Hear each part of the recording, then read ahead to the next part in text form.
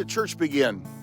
This is a biblical perspective. For nearly 2,000 years, the timing of the church's beginning has been shaped by Catholic tradition. Most Catholics and Protestants point to Acts chapter 2, the day of Pentecost, as the church's starting point. But is that what the Bible actually teaches?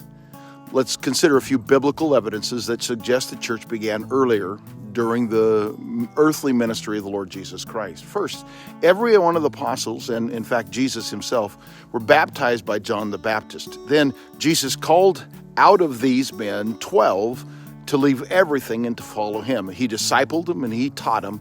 I would say that's like a local church. In Matthew 16, Jesus used the word church for the very first time, and he said, "Upon this rock I'll build my church."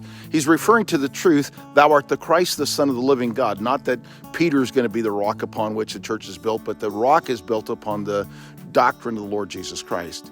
Matthew chapter 18, Jesus instructed his disciples to bring disputes before the church. But if the church didn't yet exist, how could you do that? Later we see that the church even had a treasurer, Judas Iscariot, who carried their money. And that's an organized body, not just a future concept. And what about Acts 2? Well, it doesn't say that the church started there. Instead, it says those who believed and were baptized were added to the church, meaning it already existed. Baptists believe the church began not at Pentecost, but during Christ's earthly ministry. We don't pinpoint an exact date, but we do know it was before the cross of the Lord Jesus Christ. Does this matter? Absolutely. Those who believe the church started at Pentecost often see it as a universal body, either visible or invisible.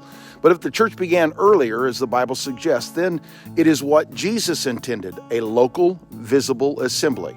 And because all of the epistles were written either to churches or to church members concerning their relationship to that church, the distinction affects how we interpret, really, all of the New Testament. The church isn't an abstract idea. It is a real, gathered body of believers. That's what Jesus established. That's what the apostles continued. And that's what we should still be today. If this has been helpful to you, like, share, and subscribe. And don't forget to visit marvinmckenzie.org. I'll see you next time.